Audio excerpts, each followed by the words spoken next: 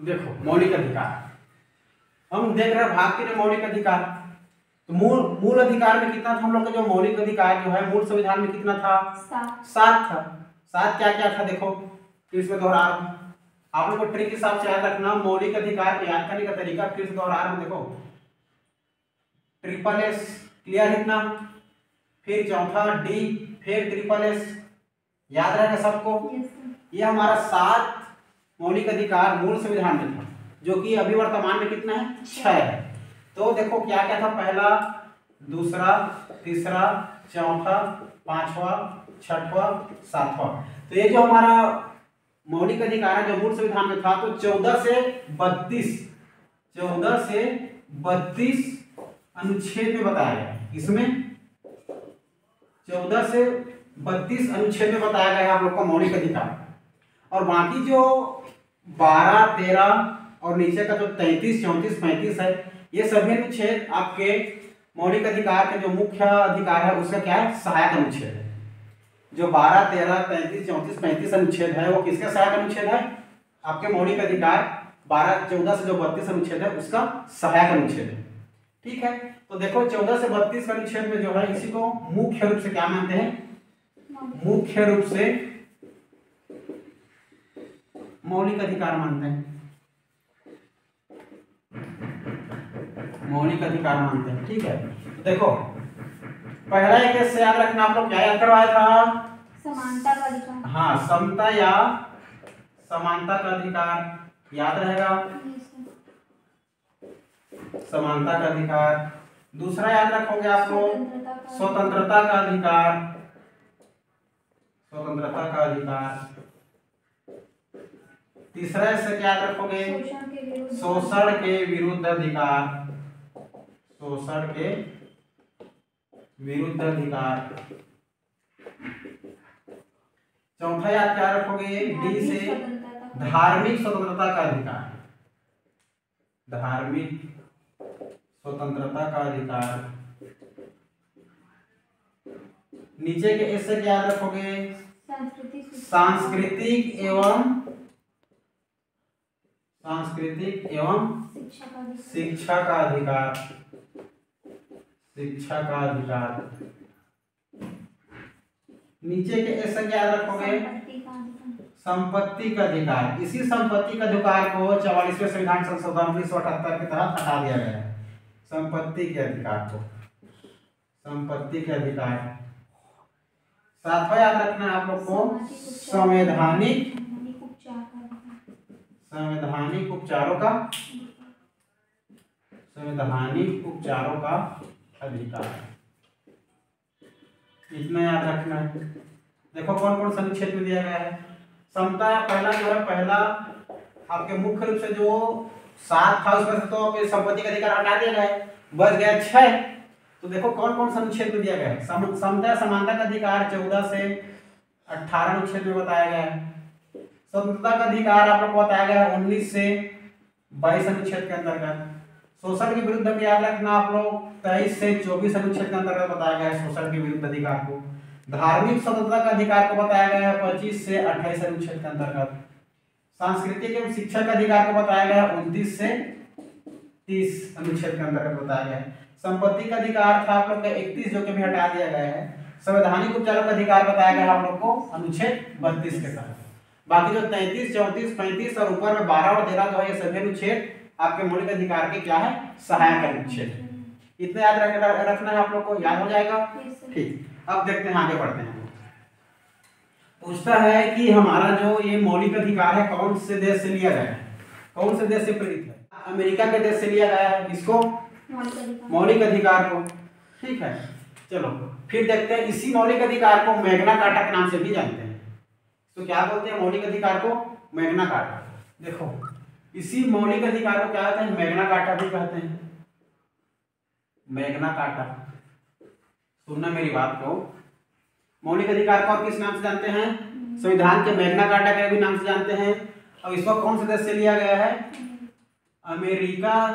America के देश से क्या है? अमेरिका देश के संविधान से प्रेरित है। अमेरिका देश के संविधान से क्या है? से प्रेरित है। ठीक है, अर्थात हमारे मौलिक अधिकार को अमेरिका के देश से लिया गया है। इतना याद रखना, मैग्ना कार्टा भी कहा जाता है और अमेरिका के देश से लिया गया है। किसको? मौलिक अधिकार। ठीक है, अब देखते हैं इसी मौलिक अधिकार के अंतर्गत हम परिचय को डिफाइन करते हुए परिभाषा जान गए। मौलिक अधिकार के अंतर्गत कौन कौन से अनुच्छेद आते हैं उसको जान गए। अब देखते हैं कि मौलिक अधिकार को मौलिक अधिकार क्यों कहते हैं। ठीक है, मौलिक अधिकार को मौलिक अधिकार क्यों कहते हैं ये देखते हैं। चलो देखो, मौलिक अधिकार हम किसके अंदर? परिचय के अंतर्गत देख रहे हैं ना, परिचय के अंतर्गत। इसी परिचय के अंतर्गत देख रहे हैं हम लोग कि मौलिक अधिकार को पूछता है हम लोग के मुख्य परीक्षा में कि मौलिक अधिकार को मौलिक अधिकार क्यों कहते हैं, समझाइए। ठीक है, मौलिक अधिकार देखो इधर, मौलिक अधिकार को मौलिक अधिकार क्यों कहते हैं। देखो, मौलिक अधिकार को मौलिक अधिकार क्यों कहते हैं समझते चलना। तो मौलिक अधिकार को मौलिक अधिकार इसलिए कहते हैं, देखो मौलिक अधिकार को मौलिक अधिकार इसलिए कहते हैं क्योंकि जनता को राज्य के विरुद्ध अधिकार प्राप्त होता है। क्या बोला मैं? पहला फैक्ट याद रखना है, जनता को राज्य के विरुद्ध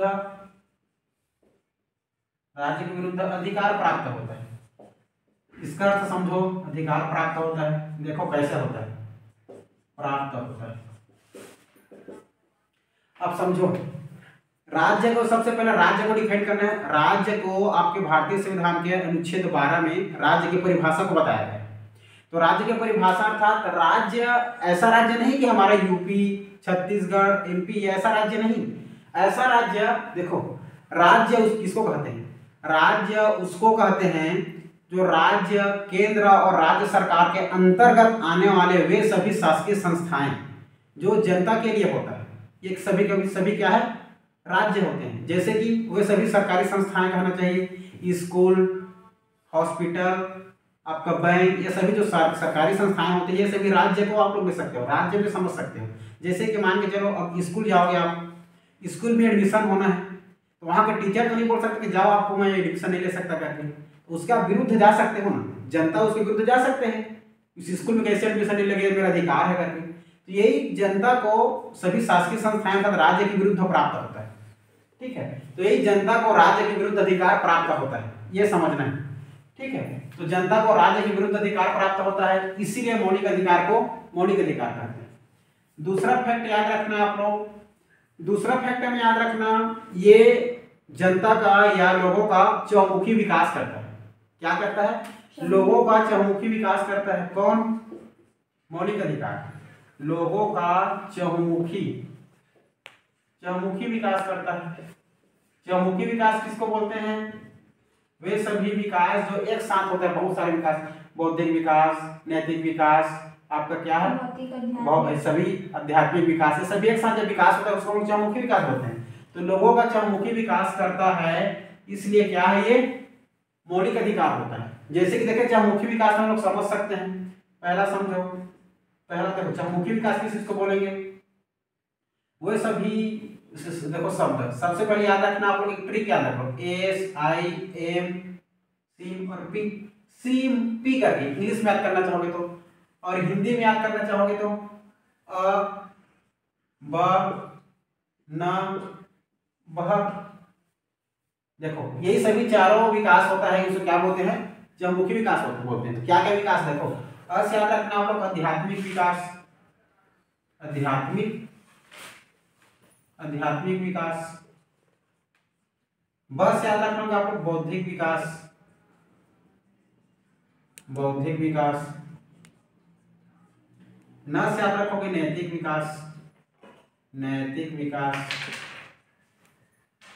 वह से याद रखोगे भौतिक विकास, भौतिक विकास।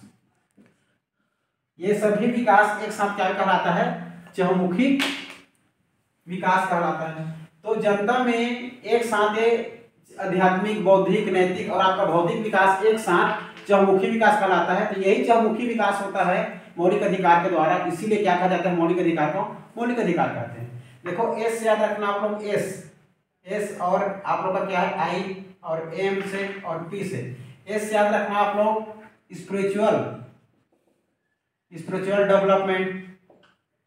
बस याद रखोगे आई से बौद्धिक, बुद्धि, आई से इंटेलिजेंट जैसे कि इंटेलेक्चुअल डेवलपमेंट बौद्धिक विकास।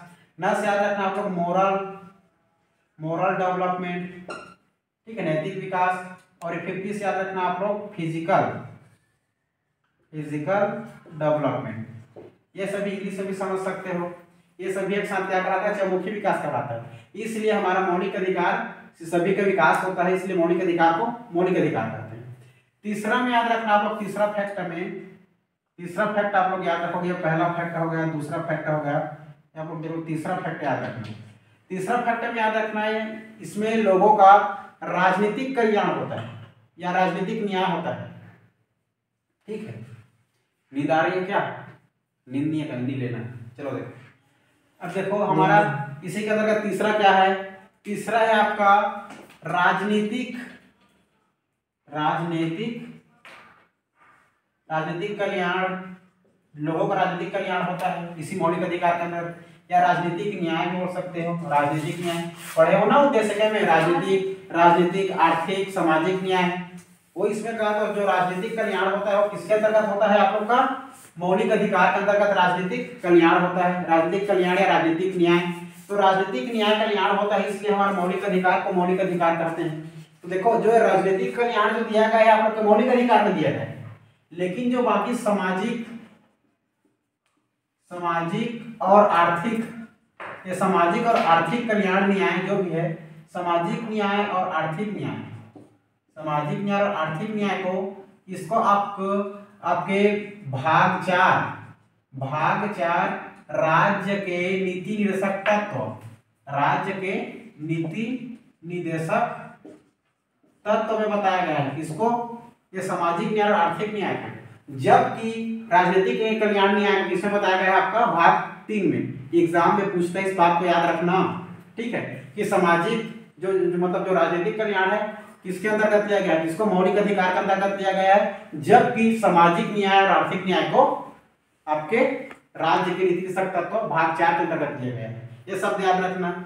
इस प्रकार मौलिक अधिकार को क्या कहते हैं? मौलिक अधिकार कहते हैं। चौथा शब्द और याद रख लेना आप लोग, चौथा में ये जो मौलिक अधिकार है जनता को संविधान के द्वारा प्राप्त होता है या संविधान के द्वारा दिया हुआ गया माना जाता है, इसलिए इसको क्या बोलते हैं? मौलिक अधिकार को मौलिक अधिकार कहते हैं।